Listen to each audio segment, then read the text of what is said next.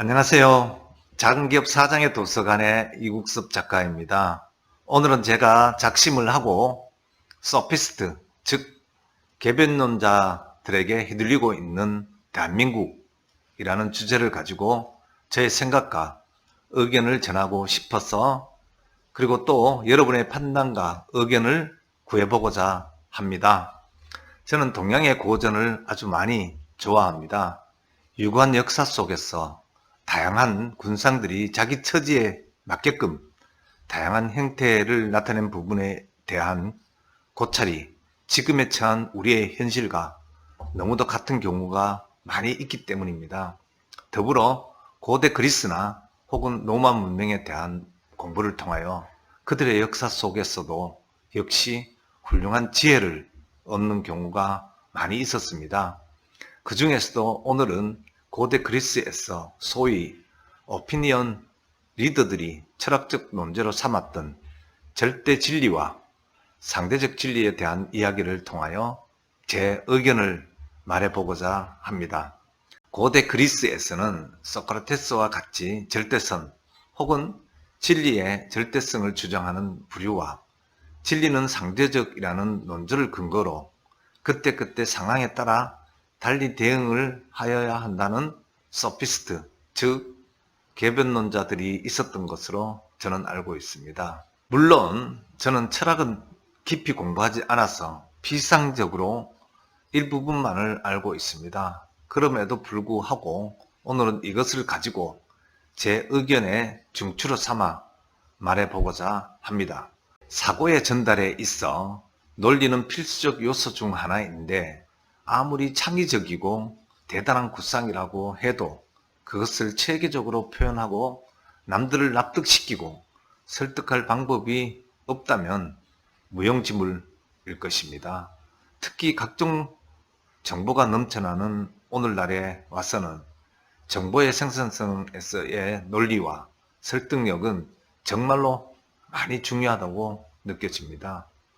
이러한 시점에서 오피니언 리더들이라는 사람들이 고대 그리스의 사상가들 중에서 소피스트와 같은 개변으로 대다수의 많은 사람들에게 너무도 큰 영향력을 발휘하는 것이 과연 옳은 일인지를 여러분들에게 묻고 싶습니다.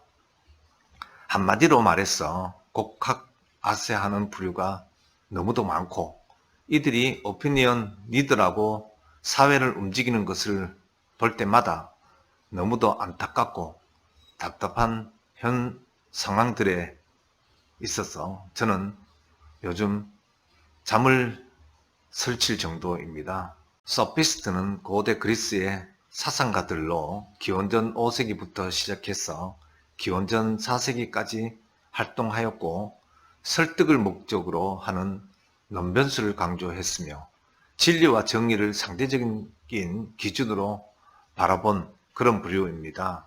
이들을 소피스트라고 하였고, 원래 소피스트의 의미는 지혜로운 자 혹은 현명하고 신중한 자를 뜻하는 그리스어에서 유래했다고 합니다. 즉 현인이나 시인, 장인, 철학자들을 존중하는 의미로 사용됐던 의미였으며, 대표적인 소피스트로는 인간은 만물의 척도이다 라는 발언으로 유명한 프라타고라스의 보편적 정의를 부정하고 정의를 강자의 이익으로 규정한 트라시마코스 등이 있습니다.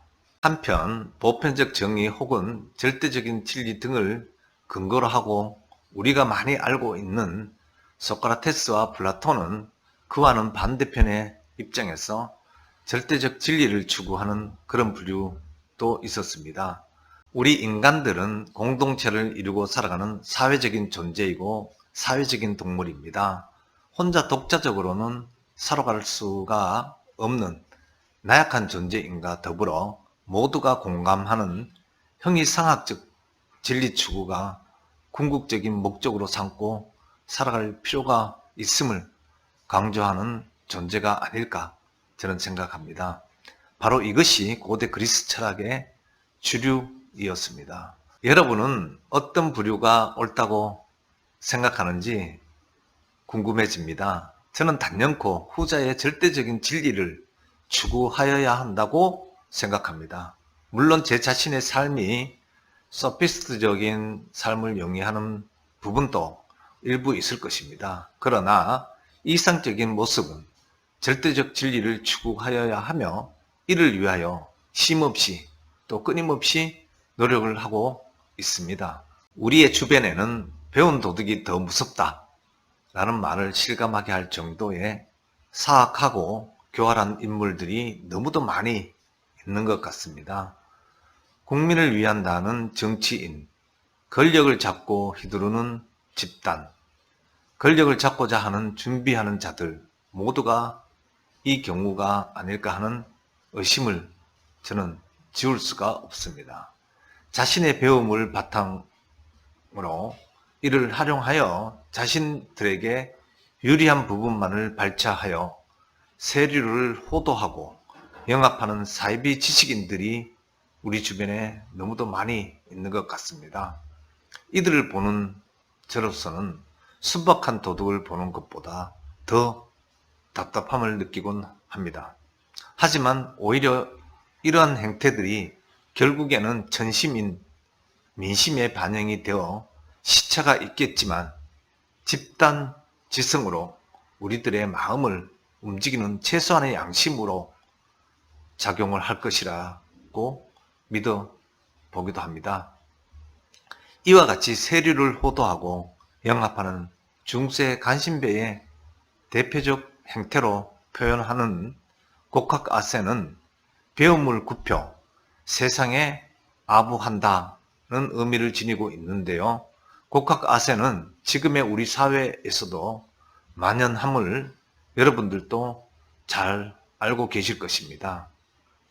나라를 사랑하고 현재를 직시하여 갖고 있는 우리의 능력을 냉철하게 판단하여 이 나라와 우리 국민들의 미래를 어떤 방향으로 어떤 가치를 추구하여야 하는지를 알려주고 이끌어가는 리더는 정말로 찾을 수가 없는지가 너무나 답답한 요즘의 현실입니다. 그리고 앞뒤가 바뀐 방식이라든지 목적과 수단이 뒤엉킨 방식은 분명히 잘못된 방식이라고 저는 생각하고 있고 지금의 한국 사회에서의 리더들의 모습은 우리들에게 많은 실망을 안겨주기도 합니다. 이제 떠나야 할 시간이 되었습니다. 나는 죽기 위해서, 여러분은 살기 위해서 어느 쪽이 더 좋은지는 오직 신만이 알고 있습니다. 라고 이야기하며 소크라테스는 기꺼이 죽음을 택하였습니다. 그는 죽음으로써 절대적이며 보편적인 진리가 있음을 역설한 것입니다. 정말로 그런 진리가 있는지는 오직 신만이 알 것입니다. 그럼에도 불구하고 나는 소크라테스의 행위는 진정한 오피니언 리더가 할 수 있는 진정성이 최고조로 있었던 그런 행위라고 여겨집니다. 우리 주변에 어느 부류가 과연 소크라테스와 같은 진정성을 갖고 절대적인 진리라고 여겨지는 국민을 위한 나라를 만들고 이끌어 나갈 만한 진정한 리더들인가가 궁금해지기도 합니다. 그리고 우리들은 어떻게 그들이 곡학아세 부류들의 세치효와 소피스트와 같은 궤변에 놀아나지 않을 수 있을지도 궁금합니다. 저의 해답은 간단합니다.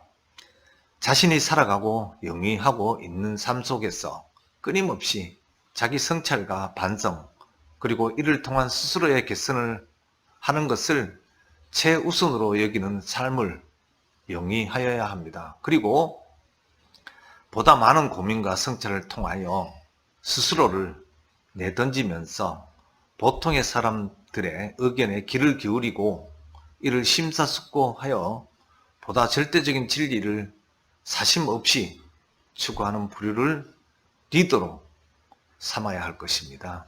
나는 모른다 라는 비겁한 대답과 같이 책임감이라고는 전혀 느껴지지 않는 자세 속에 부류는 우리가 지향하고, 자유민주주의의 국가에서 자유라는 부분을 법치 속의 자유, 책임이 있는 자유를 최우선의 가치를 바탕으로 기회의 공정, 가정의 공정, 결과의 승복과 책임이라는 가정을 뒤이어 꾸려나가는 부류를 선택하여야 할 것입니다. 즉, 법치의 자유 속에서 책임을 수반하는 환경과 그 환경 속에서 공정한 기회를 제공하고, 제공된 기회는 공정한 경쟁을 통하여 정의롭게 구현되는 순서로 진행이 되는 것이 순리에 맞다고 저는 생각합니다.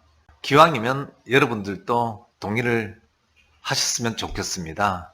지금까지 부족하였지만 저와 함께 같이 자유민주주의의 국가의 보통 시민으로서 차분하고 노력하는 삶을 꾸려갔으면 하는 바람으로 오늘의 콘텐츠를 꾸며 보았습니다. 오늘은 여기까지 말씀드리고 다음 시간에 좀 더 좋은 콘텐츠를 가지고 찾아뵙도록 하겠습니다. 고맙습니다.